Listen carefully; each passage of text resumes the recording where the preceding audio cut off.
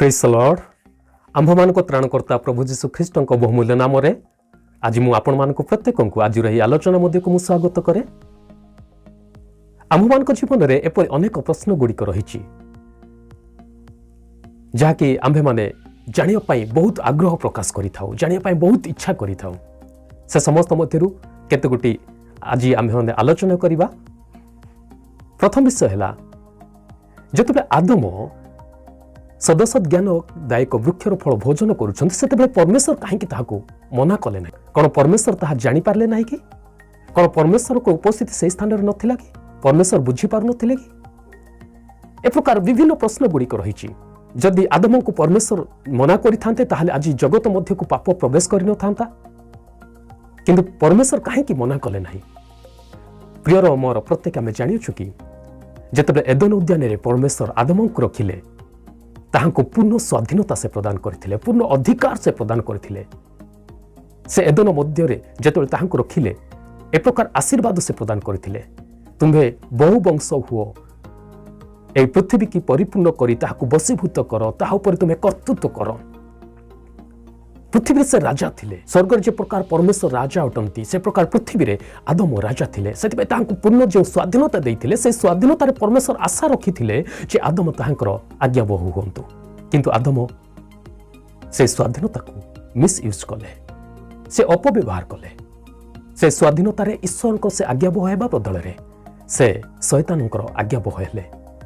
आ सही दिन ठारू आदम निजर स्वाधीनता निजर अधिकार को से हरैले। मोर प्रियर माने जेतेबेले आम्भे माने ईश्वरंकर अबाध्य हेउ, ईश्वरंकर आज्ञा लंघन करू, सेतेबेले आम्भमानक ठारे जो अधिकार रहिछि, जो पावर रहिछि ता आम्भे माने हराई थाउ। आमे जानिछु ईश्वर हमकु प्रेम करंती। से आम्भमानकु प्रेम करथिबारु आम्भे माने जो अधिकार को हरैथिलु, जो स्वाधीनता को हरैथिलु ताहा पुणी थरे देबा पई से इच्छा कले। जेतेबेले आम्भे माने गलाती पुस्तक 5 अध्याय 1 पद पाठ करिबा से स्थान रे प्रांजल भाव रे ए प्रकार लेखा अछि, स्वाधीनता निमंते ख्रीष्ट आम्भमान को मुक्त करियछंती, अतएव स्थिर होई रुह एवं दासत्व ज्वाली रे आउ थरे जोछा न जाओ। वास्तव रे आदम जहा हरैथिले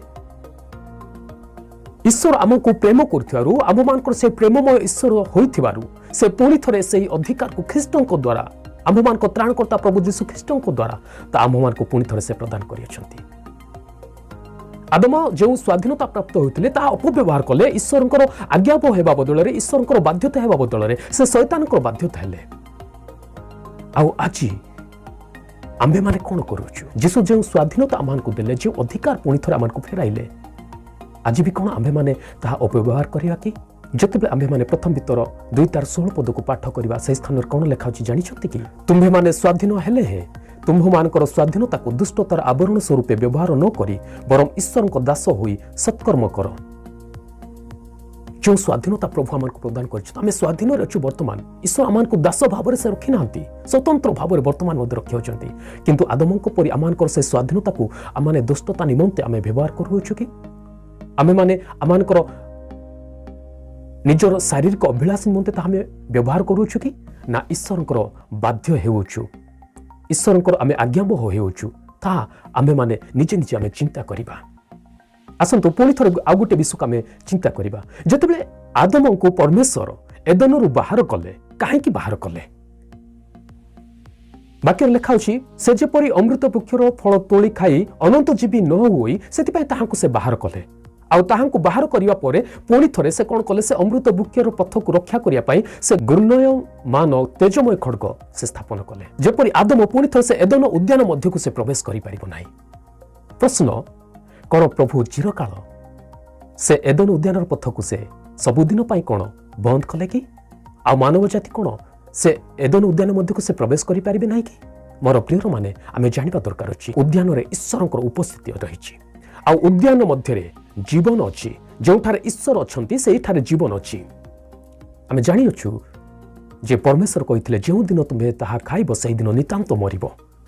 मृत्यु कहले आम प्रत्येक जन जानिछु ताहा विच्छिन्नता को प्रकाश करे। ईश्वर मनुष्यर विच्छिन्नता, शरीर प्राणर विच्छिन्नता, शरीर आत्मार विच्छिन्नता, ईश्वर मनुष्यर विच्छिन्नता, यह मृत्यु अटे। जेतेबेले आदम एदनरु बाहर हेले से ईश्वर विच्छिन्न हेले, जीवन से विच्छिन्न हेले।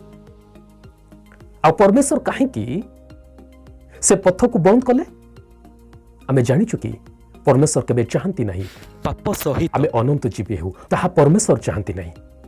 परमेश्वर चाहती आमानकर से पूर्व पवित्रता जीवन धार्मिकता जीवन को आउ से आमानकर पवित्रता द्वारा आमानकर धार्मिकता द्वारा जे प्रकार आम ईश्वर सहित सहभागिता करिया ईश्वर सहित आम जीवित रहिबा ताहा से चाहती। पाप जते आमानकर जीवन रे रहे आम ईश्वर ठार दूर रे रही थाउ किंतु जेतेबेले पवित्रता धार्मिकता आमानकर जीवन रे रहे सेतेबे आम ईश्वर सहित आम सहभागिता करू। आउ आदमଙ୍କ ठारे जे पर्यंत पाप अछि से पर्यंत से केबे मध्य ईश्वर सहित सहभागिता करि परिबो नाही ताहा परमेश्वर जानिथिले। तेणु परमेश्वर चाहिए मनुष्य को से पाप ठारू मुक्त करिवे अधार्मिकता ठारू से ताहाको मुक्त करिवे ताहाको से पवित्र करिवे एवं पुनर्बार निज सहित ताहाको सम्मिलित करिवे आपना सहित ताहाको से सम्मिलित करिवे। आम्भे माने जानिछु कि से पापरे पतित मनुष्य निमंते ईश्वर ठारू विच्छिन्न होइथिबा मनुष्य निमंते जेतेबेले अनंत जीवन आवश्यकता अछि ताहा अमृत वृक्ष कि जीवन वृक्ष द्वारा ताहा पूर्ण करा जाय परिबो नाही।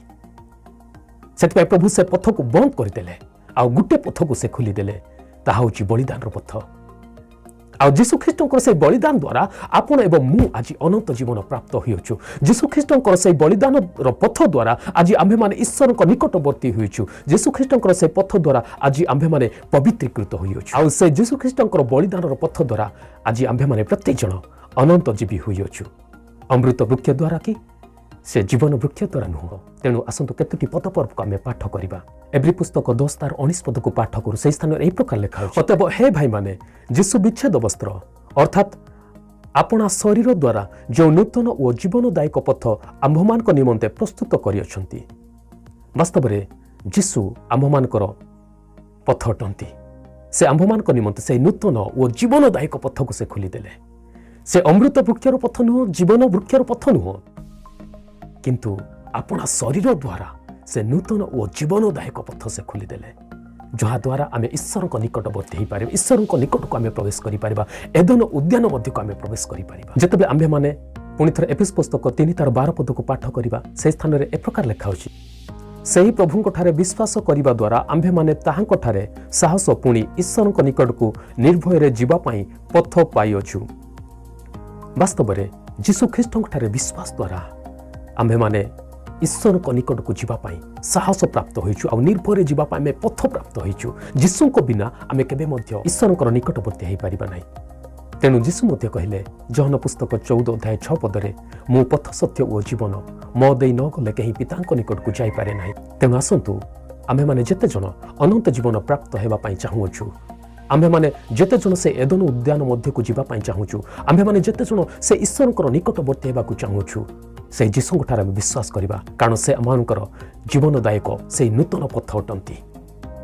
से जन पुस्तक 3:16 पद जिते आम पाठ करवा प्रांजल भाव में जापर ईश्वर जगत को एडे प्रेम कले जे से अपना अद्वितीय पुत्र को दान कले जेपरी जे कहीं तारे विश्वास करे से विनष्ट न होई अनंत जीवन प्राप्त हुए। आज जेते जन जीशु ठारे विश्वास करियछंती से से जीवनदायक नूतन पथ को प्राप्त होइछंती जो पथ जीवन आड़ को नहीं जाए जो पथरे गमन कले जने जीवन प्राप्त होती आ ईश्वर निकटवर्ती होती ईश्वर सहभागिता प्राप्त होती।